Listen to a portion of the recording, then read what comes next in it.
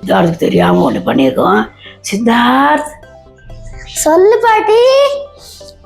பாரு இன்னைக்கு உனக்கு என்ன பண்ணிருக்கேன் பார். ஓ, this is my all time favorite. Thank you பாட்டி. இந்தா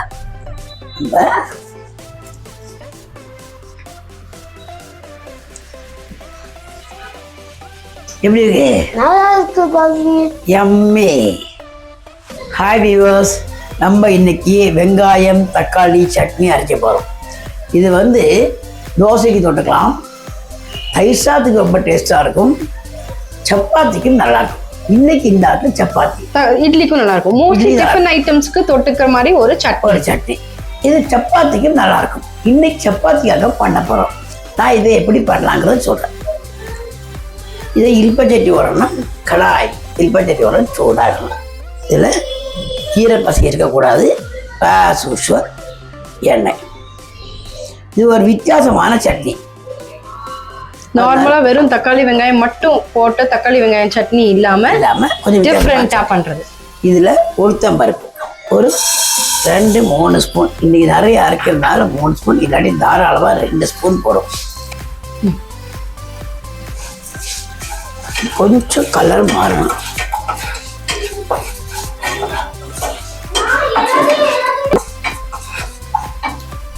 இது ப்ரௌன் ஆனோடனே இதில் சில்லி போடணும்.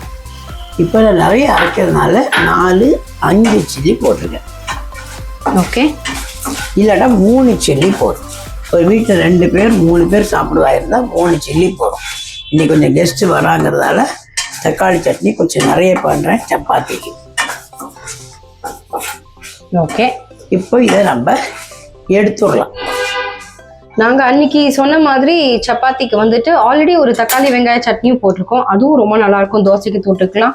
அண்ட் நிறைய சைட் டிஷ் போட்டிருக்கோம் நாங்க. ஆமாம், சப்பாத்திக்குன்னே போட்டிருக்கோம். நம்ம ஒரு லெஃப்ட் ஹேண்டு, நமக்கு இந்த பக்கம் வந்தவங்க கேமராமேன் போகிறதா இருக்கு. இப்போ வறுக்க வேண்டியது தேங்காய்.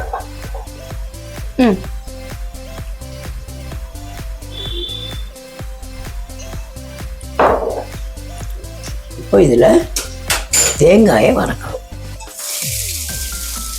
இந்த தேங்காய் வந்து ஒரு சின்ன ஒரு ஸ்வீட்னஸாக இதில் கொண்டு வரும்.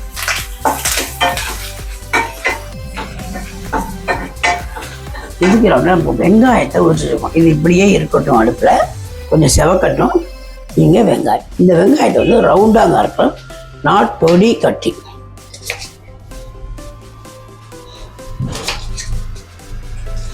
இப்படி ரவுண்டாகவே பண்ணி வச்சுக்கோ. அதை தேங்காய் வறுக்கிறதுக்குள்ளே நம்ம இதை வச்சுன்னா டக்குன்னு போட்டு எடுத்துடலாம்.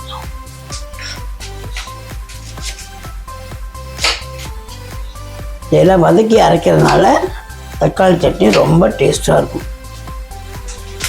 நான் ஒரு 5 வெங்காயமும் 5 தக்காளியும் எடுத்துட்டுருக்கேன். 2-3 பேர் தான் இருக்கான்னு சொன்னால் 3 தக்காளி 3 வெங்காயமும் வரும்.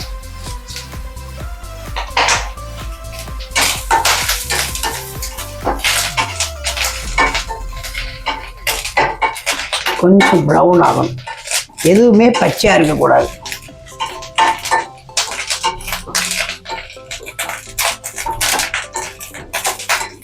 கிட்டக்கவே இருக்குது வறக்கணும், இல்லாட்டும் அது கருப்பாயிடும். இந்த பால் மாதிரி தான், கிட்டக்கவே நிற்போம், பொங்காது. ரொம்ப டைம் ஆகிற மாதிரி ஃபீல் பண்ணுவோம்.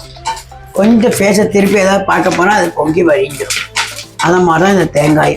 கிட்டக்கவே நின்று வறுத்தோம்னா வறக்க முடியும். சரி, இந்த வரகலையே அப்படின்னு தள்ளி வந்து போயிட்டு திரும்ப வந்தால் கருகி இருக்கும்.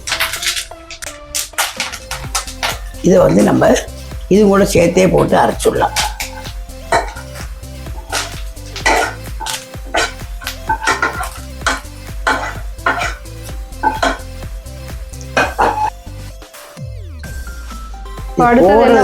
அதில் வச்சு போடுறேன்.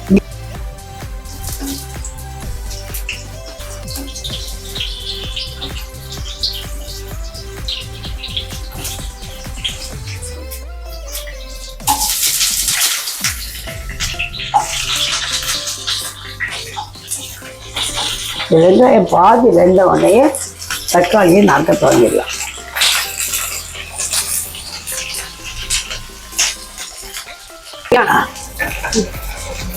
இப்போது வெங்காயம் நல்லா வதங்கியாச்சு. இதை நம்ம திரும்ப அதையும் ஒரு பிளேட்டுக்கு ட்ரான்ஸ்ஃபர் பண்ணணும். எதை ட்ரான்ஸ்ஃபர் பண்ணணும்? அடுப்பை சிம்மில் போட மறந்துடாதீங்க. இப்போ அடுத்தது வேண்டியது தக்காளி. இதே மாதிரி தக்காளி ரவுண்ட், தக்காளிக்கு எண்ணெய். இப்போ இந்த தக்காளி நம்ம அதில் போட போகிறோம்.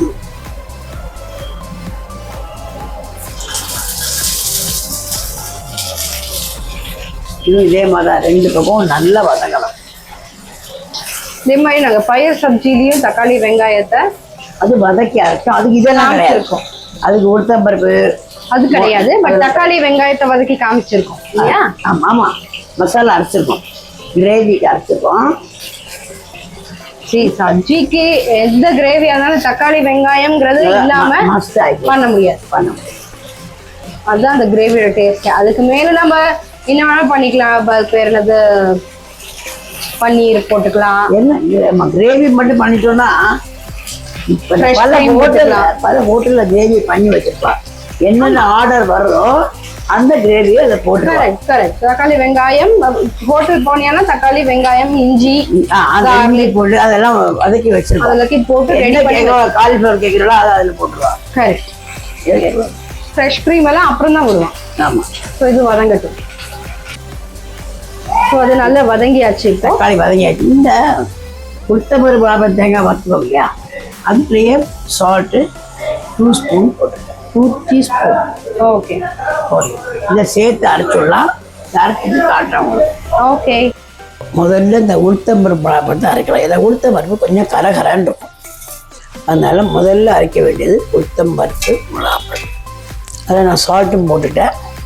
அதனால் தப்பு சால்ட்டு கம்மியாக உங்களுக்கு தோணினா எக்ஸ்ட்ரா சால்ட்டு போட்டுக்கலாம். பட் எந்த எக்ஸஸ் சால்ட்டையும் எடுக்க முடியாது. அதனால் கொஞ்சம் கம்மியாக நீங்கள் அந்த சால்ட்டு போட்டுக்கலாம். ஸோ தேங்காய், உளுத்தம்பருப்பு, மிளகாப்பழம் இந்த 3 முதல்ல வறுத்தோம். அது கலகலதாக இருக்கும் முடியாது. உளுத்தம்பருப்பு அதனால் முதல்ல அரைச்சிக்கிறோம். ஓகே. 3 மிளகாப்பழம் போட்டுறாரு. இப்போ இதை அரைச்சிட்டு அதுக்கப்புறம் வெங்காயம் அரைக்கணும். அதுக்கப்புறம் தான் தக்காளியே போடலாம். ஓகே. இதில் 2-3 கண்டெய்னர் கொடுத்துருக்கான். இந்த கண்டெய்னர் கொஞ்சம் பெருசாக இருக்கு, நிறைய அரைக்க முடியும். இது பாதி அரைஞ்ச உடனே இதில் நம்ம வெங்காயத்தை போட்டுடலாம். வெங்காயத்தை போட்டு 2 அடி அடித்தோம்னா வெங்காயம் சீக்கிரம் மசிஞ்சிடும். எல்லாம் வதங்கின வெங்காயம் தானே, பச்சை வெங்காயம் இல்லையே, அதுவும் அரைஞ்சிடும்.